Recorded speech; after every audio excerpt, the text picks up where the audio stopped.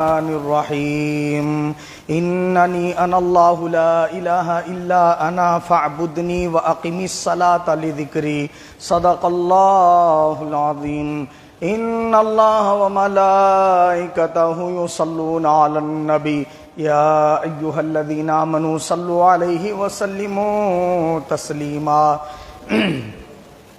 اللهم صل وسلم على سيدنا محمد نور الانوار وسر الاسرار وسجد الابرار وعطرتهم بعدد كل معلوم لك السلام عليك يا نبي الله السلام عليك يا رسول الله السلام عليك يا حبيب الله السلام عليك يا نور الله السلام عليك يا ذكر الله السلام عليك يا خاتم النبيين السلام عليك يا رحمة للعالمين السلام عليك يا محمد مصطفى السلام عليك يا احمد مجتبى صلى الله تعالى علیہ وسلم۔ نہ دولت سے نہ شہرت سے نہ گھر آباد کرنے سے تسلی دل کو ملتی ہے خدا کو یاد کرنے سے، سب کو اپنا کرنے والے رب کو اپنا کر کے دیکھ، سب تماشے کر کے دیکھا یہ بھی تماشا کر کے دیکھ۔ عزیزان ملت اسلامیہ، یہ اللہ رب العزت کا بے پناہ فضل و کرم ہے کہ اس نے ہم تمام کو ہر جمعہ کی طرح آج بھی یہاں جمع ہونے کی سعادت نصیب فرمائی۔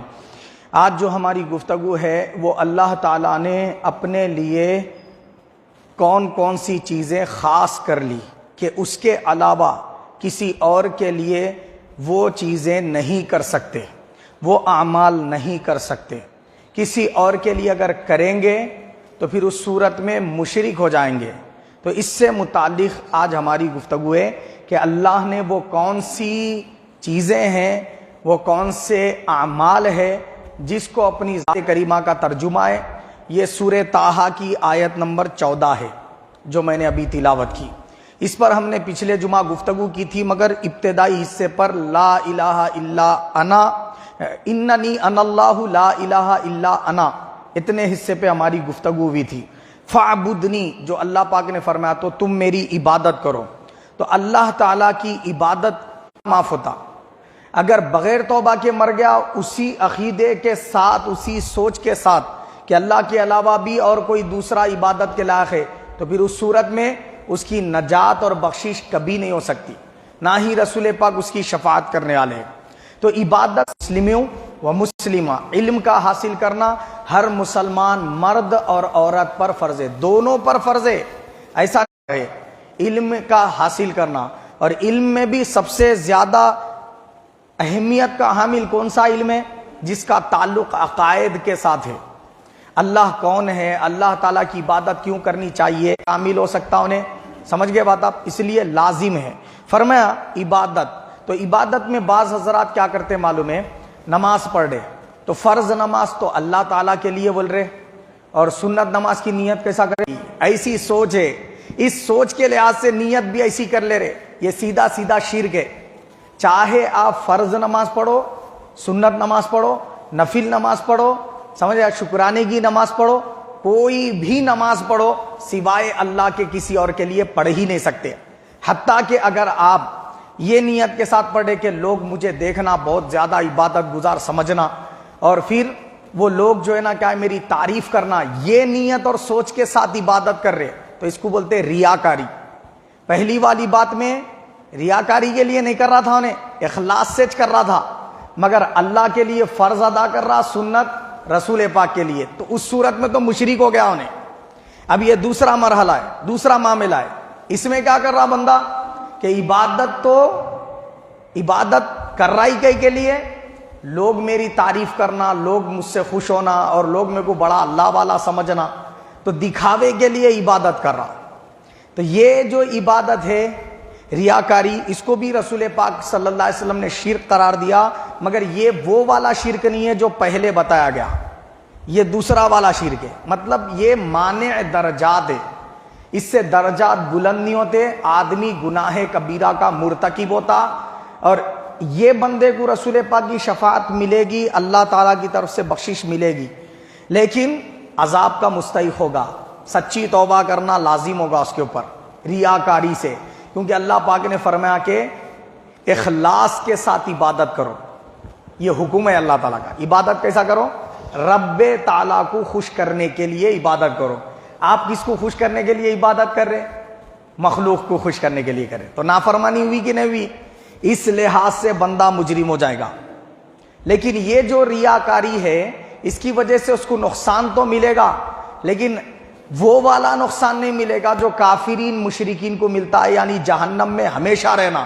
اگر کوئی بندہ ریاکاری کرتا ہے تو اس کو ہمیشہ کے لیے جہنم میں داخل نہیں کیا جائے گا. اس کی جو سزا اللہ تعالیٰ کی طرف سے متعین ہوگی وہ سزا پا کے ایک نہ ایک دن بخشا جائے گا اگر بغیر توبہ کے مرا تو.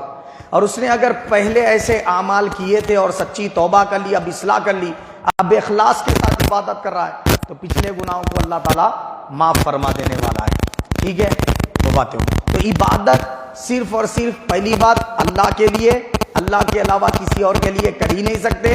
دوسرا کیا ہے؟ ریاکاری سے بھی عبادت نہیں کرنی چاہیے، اخلاص کے ساتھ کرنی چاہیے. یہ ہو گیا عبادت کا معاملہ. اللہ نے فرمایا فاعبدنی، تم میری عبادت کرو. عبادت میں شامل دعوت کا سجدہ، دعا کا سجدہ، شکرانے کا سجدہ، یہ سارے سجدے کیا ہے؟ اللہ کی عبادت کے لیے کیے جانے والے سجدے. تو یہ سجدہ اگر کوئی بندہ کسی کو کیا یا کسی جن یا ملائکہ میں سے کسی فرشتے کو کیا تو اس صورت میں سیدھا مشرکی چھویاتا ہوں، مومن رہتا ہی نہیں. کون سا سجدہ بولا میں؟ عبادت کا سجدہ. اس میں صرف اور صرف اللہ ہی کو کیا جانے والا سجدہ ہے، وہ عبادت کا سجدہ. ٹھیک ہے. دوسرا سجدہ ایسا ہے جو تعظیم اور ادب کا سجدہ ہے. کیا ہے دوسرا سجدہ؟ اس کا بھی ذکر قرآن اور حدیث پاک میں ہے. دیکھو رسول پاک صلی اللہ علیہ وسلم، پہلے قرآن سے سن لو. آدم علیہ السلام کی جب تخلیق کی گئی تو اللہ پاک نے حکم دیا ملائکہ کو کہ تم تمام کے تمام آدم علیہ السلام کو سجدہ کرو. حکم دیا کہ نہیں اللہ تعالیٰ؟ فسجد الملائکۃ الا ابلیس، تو سارے فرشتے کیا کرے؟ سجدہ کرے، صرف ابلیس نہیں کرا. حکم کیا تھا؟ آدم علیہ السلام کو سجدہ کرو. تب یہ جو سجدہ تھا، کیا آدم علیہ السلام خدا تھے؟ خدا سمجھ کے، خالق سمجھ کے، پوری کائنات کا بنانے والا سمجھ کے نہیں کرنا تھا وہ سجدہ.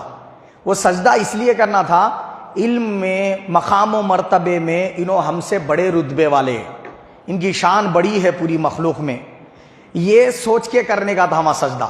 تو وہ سجدہ کئی کا تھا؟ تعظیم اور ادب کا سجدہ تھا. ٹھیک ہے. دوسرا حضرت یوسف علیہ السلام کا یوسف علیہ السلام کو کیا جانے والا سجدہ، وہ اللہ پاک نے سورہ یوسف میں ذکر فرمایا، بیان فرمایا کہ یوسف علیہ السلام خواب دیکھے تھے بچپن میں کہ ان کو چاند، سورج اور 11 ستارے سجدہ کر رہے. تو اپنے والد صاحب کو خواب سنا، یعقوب علیہ السلام کو. انہوں نے تعبیر اس وقت نہیں بتائی، خواب سنا اس وقت. جب یوسف علیہ السلام مصر میں کنگ بن گئے، بادشاہ بن گئے، تو اس وقت جب یعقوب علیہ السلام، ان کے اہلیہ اور 11 بیٹے آپ کے ملاقات کے لیے آئے تو انہوں نے سجدہ کیا اور فرمایا یوسف وہ خواب کی تم جو دیکھے تھے نا اس کی یہ تعبیریں بولے. وہ چاند سورج جو دیکھے تھے وہ کون تھے؟ میں اور میری اہلیہ، تمہارے ماں باپ تھے وہ. اور جو 11 ستارے جو سجدہ کرے سو دیکھے وہ کون ہے؟ تمہارے 11 بھائی. یہ جو ہے نا کیا ہے؟ سجدہ کرے. تو وہ سجدہ کون سا تھا؟ ادب کا تھا. کئی کا ادب؟ انہوں کنگ تھے، انہوں رعایا تھے. تو رعایا کنگ کو سجدہ کر سکتی تھی پچھلے نبیوں کی امت میں. سمجھ گیا تھا؟ فرشتوں نے آدم علیہ السلام کو سجدہ کیا تو یہ شرک ہوا کیا؟ نہیں ہوا. اب حدیث پاک سنو.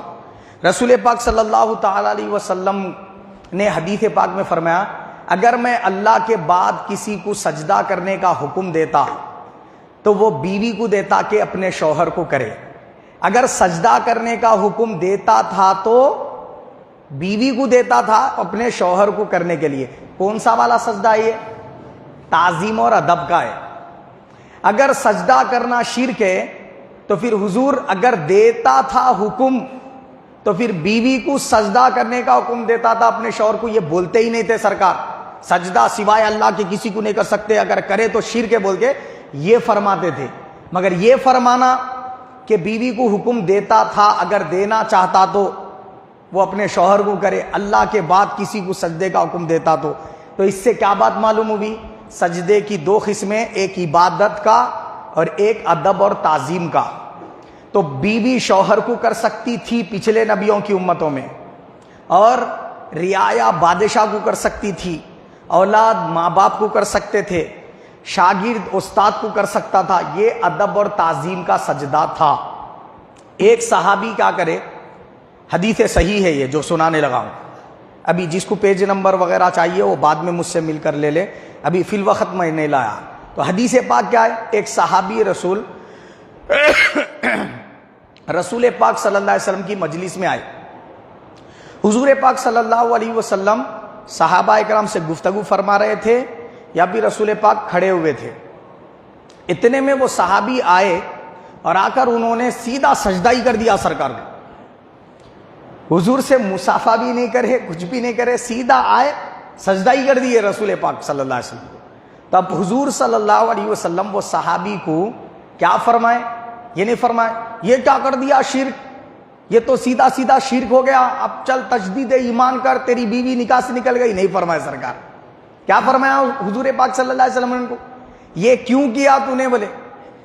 تو انہوں نے عرض کیا رسول اللہ میں جب سفر تجارت کے لیے جاتا ہوں تو وہاں روم کے بادشاہ وغیرہ کے پاس جو ہے نا لوگوں کو دیکھتا ہوں وہ اپنے بادشاہ کو سجدہ کر رہے، تو یا رسول اللہ وہ بادشاہوں سے زیادہ کیا آپ یہ حق نہیں رکھتے کہ آپ کو ہم سجدہ کریں؟ بولے انہوں، سمجھ گیا؟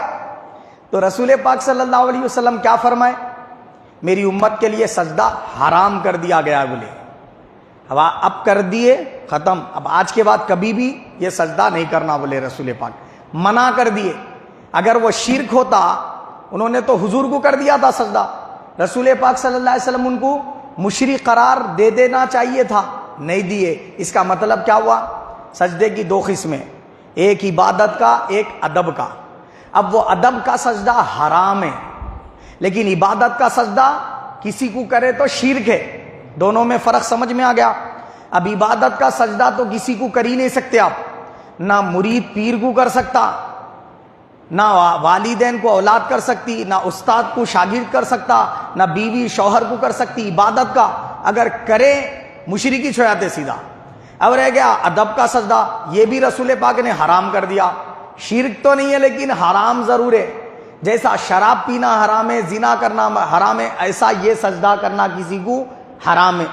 اگر کوئی بندہ اب کسی پیر کو پیر سمجھ کے، استاد کو استاد سمجھ کے، والدین کو والدین سمجھ کے، بیوی شوہر کو شوہر سمجھ کے ادب کے لیے اگر سجدہ کر دی تو صورت میں وہ ایمان سے تو نہیں نکلے گی، مشرک تو نہیں ہوگی، لیکن حرام کام کی مرتکب ہوگی، اس کو سچی توبہ کرنا لازم ہوگا۔ یہ گناہ کبیرہ ہے، اگر بغیر توبہ کے مرے تو پھر عذاب کا ملنا لازمی ہے اس شخص کو۔ بات سمجھ گئے؟ یہ ہو گئی سجدے کی قسمیں۔ تو عبادت کا سجدہ سوائے اللہ کے کسی کو نہیں کر سکتے۔ اب بہت سارے لوگ کیا ہے معلوم ہے، مزارات کے پاس سجدہ کر دے رہے، تو ان کو ولی سمجھ کے کر رہے، نبی سمجھ کے کر رہے، اگر وہ سجدہ کرے تو گنہگار ہوتے، حرام کام کے مرتکب ہوتے، گناہ کبیرہ ہے، فوراً اس سے توبہ کی ضرورت درپیش ہے، نہ وہ ولی خوش ہونے والے اس سے، نہ اللہ رسول راضی ہونے والے، الٹا بندہ گنہگار ہو جاتا۔ تو کہیں پر بھی کسی بھی ولی کے مزار پہ، کسی بھی نبی کے مزار پہ بھی سجدہ نہیں کر سکتے۔ بات سمجھ میں آ گئی؟ اب تیسری بات، پہلی کیا بتائی میں نے، عبادت سوائے اللہ کے کسی کے لیے نہیں کر سکتے۔ دوسری بات بتائی سجدہ سوائے اللہ کے کسی کو نہیں کر سکتے، اس کی قسمیں بتائی، عبادت کا سجدہ، تعظیم کا سجدہ۔ اب تیسرا ہے طواف، سوائے اللہ کے گھر کے کسی کا کر ہی نہیں سکتے۔ اگر طواف سوائے اللہ کے گھر کے کسی اور کا کرے تو یہ بھی حرام ہے، سمجھ گئے نا بات؟ آپ تعظیم اور ادب میں اگر کرے تو، جیسے بعض حضرات مزار کا گول چکر لگاتے، اگر وہ ایسا لگائے تو حرام ہے، نہ وہ ولی خوش ہونے والے، نہ ان کی وہ تعلیم ہے، نہ اللہ رسول خوش ہونے والے۔ طواف صرف اور صرف آپ روئے زمین پہ ایک ہی جگہ پہ ایک ہی چیز کا کر سکتے ہیں، وہ ہے کعبۃ اللہ۔ کعبے کے علاوہ پوری روئے زمین پہ آپ کسی کا بھی طواف نہیں کر سکتے، بات سمجھ گئے؟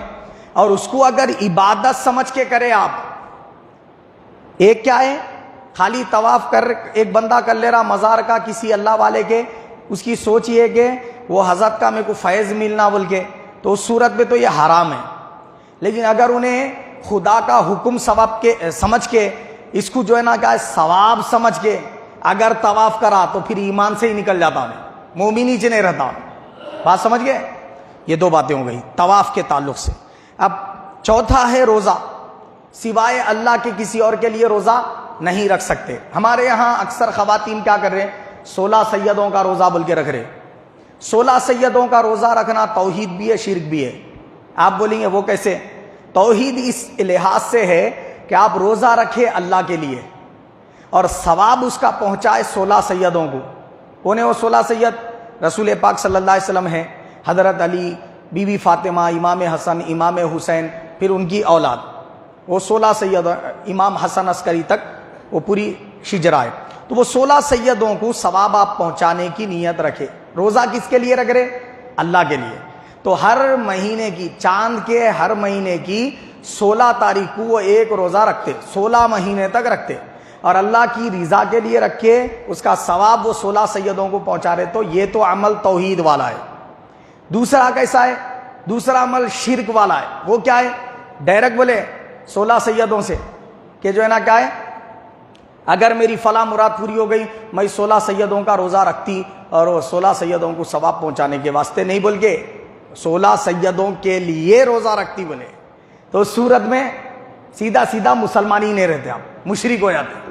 روزہ سوائے اللہ کے کسی اور کے لیے رکھ ہی نہیں سکتے، ریاکاری سے بھی نہیں رکھ سکتے اور عبادت کی نیت سے کسی اور کے لیے نہیں رکھ سکتے، یعنی کسی اور کو خوش کرنے کے لیے نہیں رکھ سکتے، اللہ کو خوش کرنے کے لیے رکھ سکتے صرف۔ یہ اللہ ہی کا ہے۔ چاہے رمضان کا روزہ رکھو، چاہے 10 محرم کا رکھو، چاہے شب برات، شب معراج کا رکھو، چاہے سال میں جو ہے نا ایام بیض کے رکھو، چاہے شوال کے روزے رکھو، چاہے کوئی منت اللہ تعالیٰ سے مانگی ہے تو اس بنیاد پہ روزہ رکھو۔ ہر روزہ صرف اور صرف اللہ ہی کے لیے رکھ سکتے، اللہ کے علاوہ کسی اور کے لیے نہیں رکھ سکتے۔ یہ ہو گئی بات روزے کی۔ اب دعا سوائے اللہ کے کسی اور سے مانگ ہی نہیں سکتے، اگر مانگے سیدھا مشرک ہو جاتے۔ یہ اللہ تعالیٰ نے اپنے لیے خاص کر لیا ہے، دعا سوائے اللہ کے کسی سے نہیں مانگ سکتے۔ اب یہاں دعا بولتے کس کو، پہلے وہ سمجھنے کی ضرورت ہے۔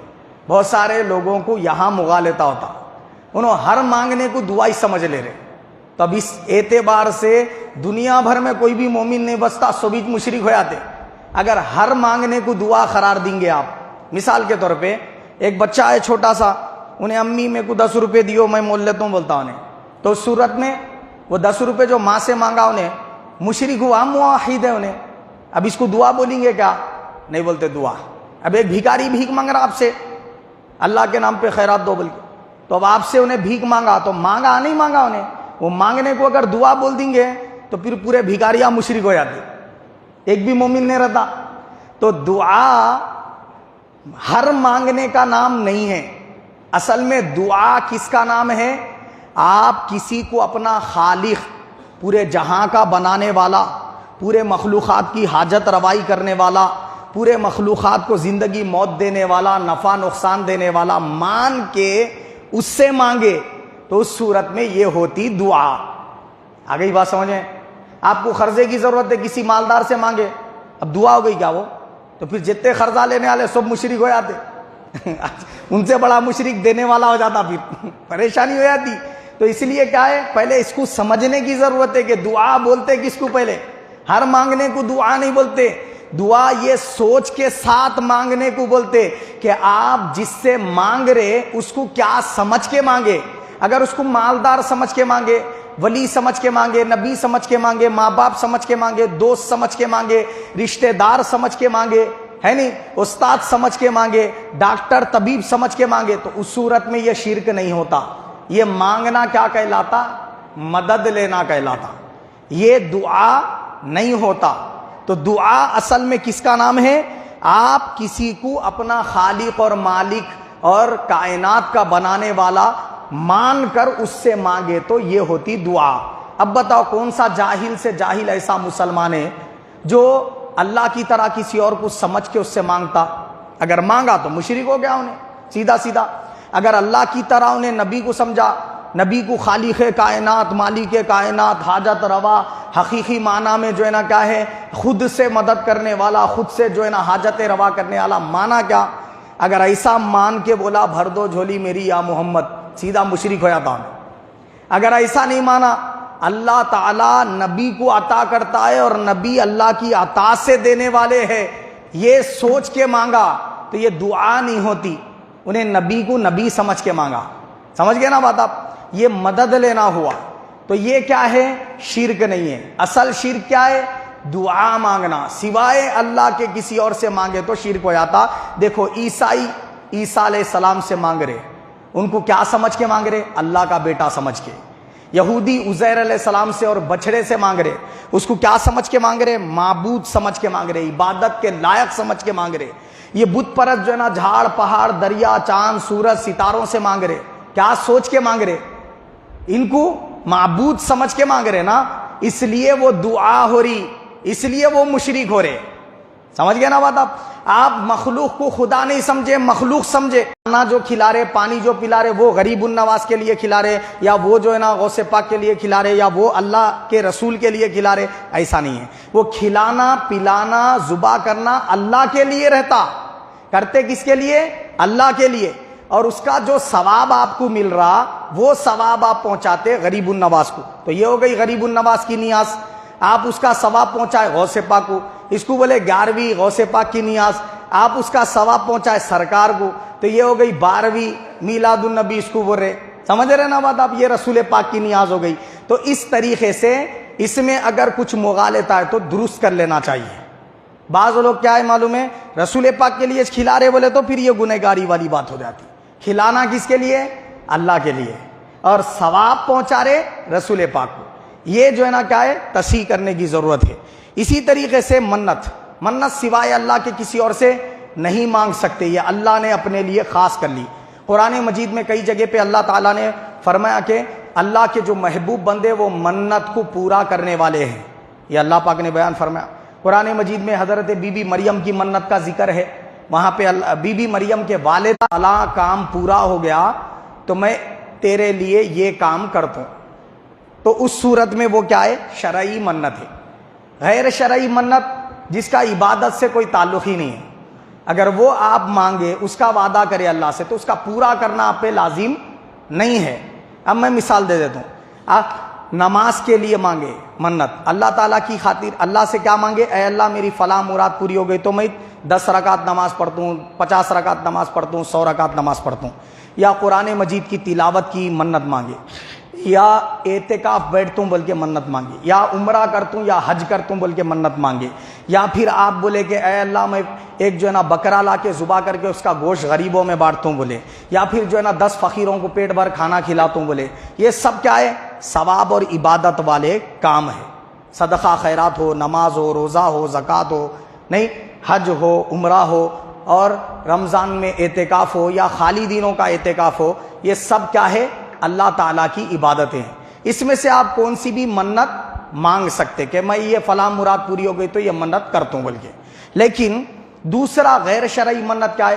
ڈائریکٹ آپ کوئی ولی کے پاس گئے، جیسا سعد اللہ حسینی ہے بڑے پاڑ کے حضرت، وہاں چلے گئے، وہاں جا کے کیا بولے معلوم؟ حضرت میرے کو اولاد نہیں ہو رہی، اگر اولاد ہو گئی تو میں تمہارے مزار پہ لا کے چادر چڑھا دیتا ہوں، یہ غیر شرعی منت ہے۔ عورت کو اعتکاف گھر میں بیٹھنے کا ہے، مزارات کے پاس اعتکاف نہیں بیٹھ سکتی عورت، بات سمجھ رہے نا؟ تو نیند کرنے کی اگر کہیں کسی بزرگ کے پاس منت مانگے تو شوہروں کی ذمہ داری ہے وہ عورتوں کو سختی کے ساتھ منع کرنا، بھیجنا ہی نہیں۔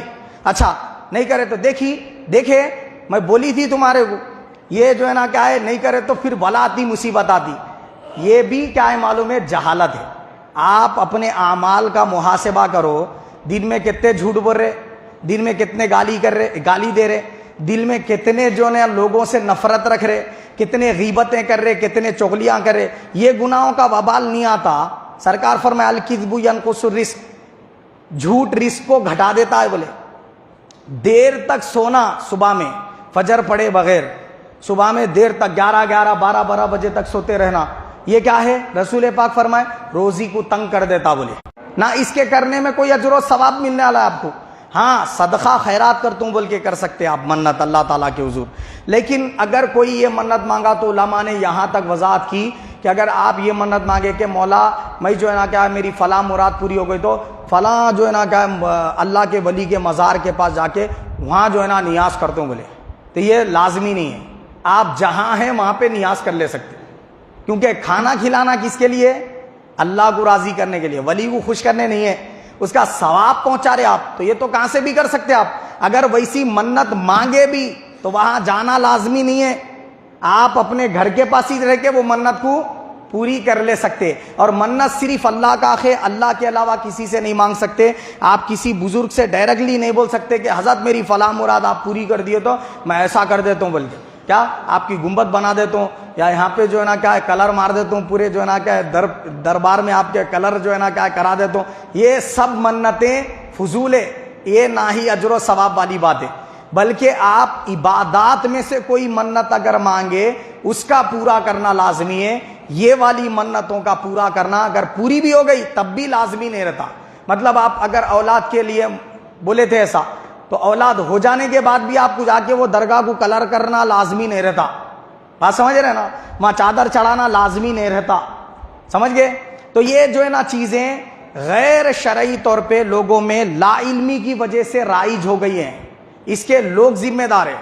یہ غلطیوں کو درست کیسا درست ہو سکتی ہے؟ صرف اور صرف علماء اکرام کے قریب جانے سے اور علماء اکرام سے رہنمائی لینے سے یہ چیزوں کی اصلاح ہو سکتی. تو ہمیں دوری اختیار نہیں کرنی چاہیے, علماء سے سوالات کر کے اپنے عقائد, نظریات اور اپنے جو ہے نا اعمال کو درست کرنا چاہیے. آگے کیا فرمایا؟ درود شریف پڑھ لیجیے. اللہم صلی وسلم علی سیدنا محمد ترتیب عدد کل معلوم لک. تو یہ جو چیزیں سنائی گئی کہ آپ عبادت سوائے اللہ کے کسی کی نہیں کر سکتے, سجدہ اور طواف اور روزہ, دعا اور نیاز اور منت اور جو ہے نا کیا ہے نماز اور اعتکاف اور کھانا کھلانا, پانی پلانا, یہ والی بات بھی صدقہ خیرات میں آتی.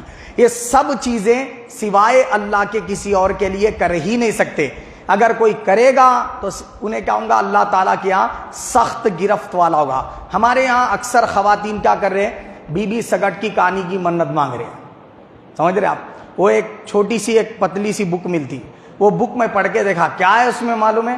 اس میں کوئی جو ہے نا کیا ہے سیدہ فاطمہ رضی اللہ تعالیٰ عنہ کے بارے میں کوئی ان کی سیرت یا پھر کوئی ان کے احوال وغیرہ کچھ بھی نہیں ہے. کیا ہے بولے بی بی سگٹ مطلب بی بی فاطمہ رضی اللہ تعالیٰ عنہ, وہ اصل میں بی بی سیدہ ہے, اس کو بی بی سگٹ بول رہے. تو اکثر ہمارے جو ہے نا نہر کٹے پہ اکثر خواتین کر رہے ہیں ہمارے, یعنی جن کا علم سے دور دور تک تعلق نہیں رہتا, ویسے لوگ یہ منت کو بہت فوکس کرتے. تو منت کیا مانگتے بولے تو وہ پھٹانے جو ہے نا لا لیں گے, مصری لا لیں گے, گڑ وغیرہ لا لیں گے, اور اتنے پیسے کے لانا, لا کے کیا کرنا, وہ جمعہ کے دن کیا کرنا بولے تو سب خواتین کو جمع کر کے منت مانگنا, اے اللہ میری فلاں مراد پوری ہو گئی تو میں بی بی سگٹ کی کہانی پڑھ کے فاتحہ دلا کے سب عورتوں میں اس کو تقسیم کرتی بول کے. تو پھٹانے لا لیتے, اس میں مصری لا لیتے, گڑ وغیرہ لا لیتے, اب وہ رکھ لیتے, بتاشے وغیرہ سب لا کے اب رکھ دیتے. وہ 10 روپے کے لانا ہے, 51 روپے کے لانا, 11 روپے کے لانا, اس طریقے سے لے کے آ کے رکھ دیتے. اب رکھ کے اب عورتیں بیٹھے ہوئے رہتے, اب انہوں سنا رہے. کہانی کیا ہے, وہ داستان یہ ہے فلاں جو ہے نا کیا ہے بادشاہ اولاد کے لیے منت مانگا تھا اور انہیں بی بی سگٹ کی منت مانگا, پھر اولاد ہو گئی, انہیں بھول گیا منت پورا کرنا, تو پھر اس کا یہ نقصان ہو گیا. فلاں کاروباری آدمی جو ہے نا ایسا منت مانگا تھا, انہیں جو ہے نا کیا اس کو نہیں کرا, تو اس کا جو ہے نا یہ نقصان ہو گیا. سمجھ رہے آپ, یہ باتیں پورے لکھے ہوئے اس کے اندر. اس کے علاوہ دوسری کوئی داستان نہیں ہے کہ پڑھے تو اپنے عقائد نظریات چینج ہو, یا پھر جو ہے نا اپنی اصلاح ہو, یا اچھے باتیں یا عمل والی باتیں, کچھ بھی نہیں ہے اس کے اندر. فلاں بادشاہ یہ کرا تو اس کا نقصان ہو گیا, فلاں جو ہے نا مراد منت پوری نہیں کرا تو اس کا یہ نقصان ہو گیا, فلاں عورت یہ کری تو اس کی بیٹی جل گئی, یہ چیز جو ہے نا اس کے اندر پورا بھرے ہوا ہے. تو اس قسم کی جو ہے نا کیا ہے منت مانگنا یہ جائز ہی نہیں ہے. اگر کوئی مانگے تو پورا کرنا ضروری نہیں ہے.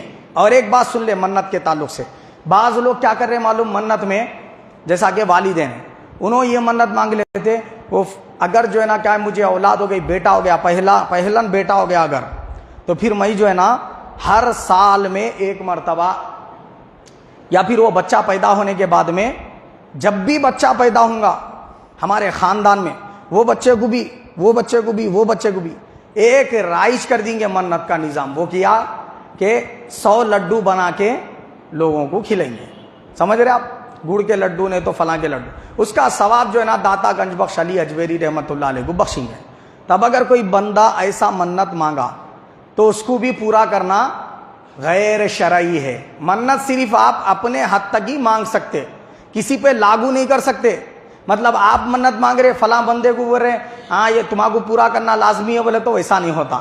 مطلب ماں باپ منت مانگے بیٹے کو پورا کرنا ضروری نہیں رہتا، اسی طریقے سے بیٹے کے بیٹے کو پورا کرنا لازمی نہیں رہتا۔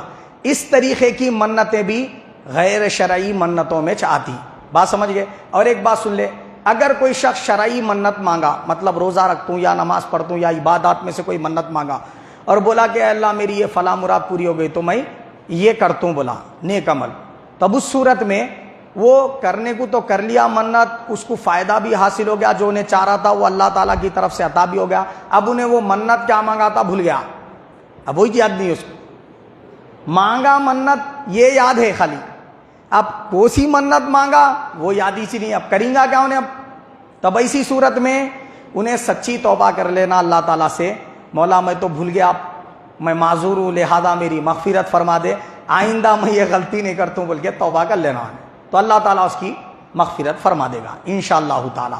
سمجھ گئے نا بات؟ آپ بھول گئے تو پھر اس کے لیے توبہ کر لینا کافی ہے۔ اگر یاد ہے تو پھر اس صورت میں عبادات کی نیت کرے تھے تو پھر اس صورت میں اس کا ادا کرنا لازم رہتا، جیسے اعتکاف کے بارے میں بولے تھے یا نماز کے بارے میں یا روزے کے بارے میں یا جانور قربان کر کے خیرات کرتوں بولے، یہ سب کچھ جو ہے نا کیا ہے اللہ تعالیٰ کے لیے کر سکتے آپ یاد ہے تو۔ اور بہتر طریقہ یہ ہے جب آپ منت مانگ رہے شرعی تو پھر اس کو نوٹ کر کے رکھ لینا، اپنی ڈائری تو بھی یا فون میں تو بھی جو ہے نا کیا ہے نوٹ کر کے رکھ لینا، میں یہ منت مانگا اگر یہ چیز ملی تو میرے کو یہ پورا کرنا ہے بول کے، اس طریقے سے آپ نوٹ کر لے کے رکھ لینا۔ اگر بھول بھی گئے تو وہ چیز دیکھ لے کے بعد میں یاد آ جاتی تو آپ اس کو ادا کر لے سکتے۔ تو یہ وہ چیزیں ہیں جو اللہ نے اپنی ذات کے لیے خاص کر لی ہیں، یہ کسی کے لیے نہیں کر سکتے آپ، نہ نبی کے لیے کر سکتے، نہ ولی کے لیے کر سکتے، نہ کسی پیر کے لیے کر سکتے، نہ ماں باپ کے لیے، نہ رشتہ داروں کے لیے۔ یہ جو چیزیں میں نے سنائی یہ ساری کی ساری صرف اور صرف اللہ ہی کے لیے کر سکتے، اللہ تعالیٰ کے حقوق میں سے یہ ہے۔ اللہ تعالیٰ مجھے اور آپ سب کو حق کو قبول کرنے، اس پر عمل کرنے کی توفیق عطا فرمائے، ہم سب کا خاتمہ بالخیر فرمائے، آمین۔